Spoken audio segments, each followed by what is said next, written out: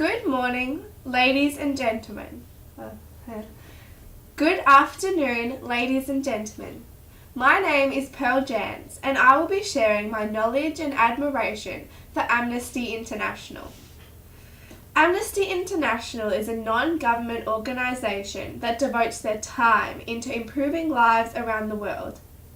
They are strongly committed to making sure everyone around the globe has equal human rights and equal opportunities. They very actively fight against the death penalty in all countries. In the Northern Territory, Amnesty International is conducting a media campaign. The Juvenile Detention Centre in the Northern Territory is illegally and unjustly torturising imprisoned children and teenagers.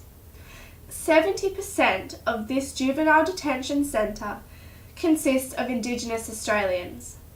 Among being alienated and neglected, they are tear-gassed, tossed across cells, knocked to the ground and stripped naked. The system has degenerated into venal brutality and corruption. Teenagers in this centre are being shackled to restraining chairs by their wrists, ankles and heads while spit hoods are obscuring their faces. The guards are the ones responsible for these inhumane acts, and they all share the same hobby, cage fighting.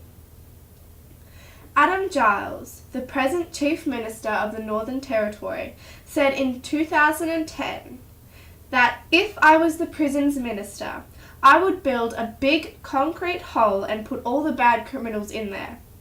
Right, you are in the hole. You are not coming out. Start learning about it, he continued. I understand there are rules which guide the prisons in Australia. What I do not understand is how we are soft, flaccid and incapable of punishing prisoners in our correction system. Mr. Giles went on to say he might break every United Nations Convention on the rights of the prisoners, but get in the hole. Do we really want someone like Adam Giles taking care of our future if we were in prison? Amnesty International is fighting against attitudes like Adam Giles, which is reflected by the guards in the prison system of the Northern Territory.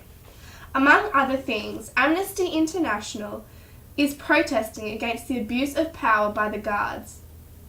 Amnesty International object to the brutal treatment towards individuals who are denied rights and dignity. The inmates are treated unjustly and inhumanely. The system is all about punishment and little about rehabilitation. Instead of the government trying to help and rehabilitate the teenagers and children inside these facilities by addressing their mental health needs, the guards are torturing and violently disturbing these already troubled people.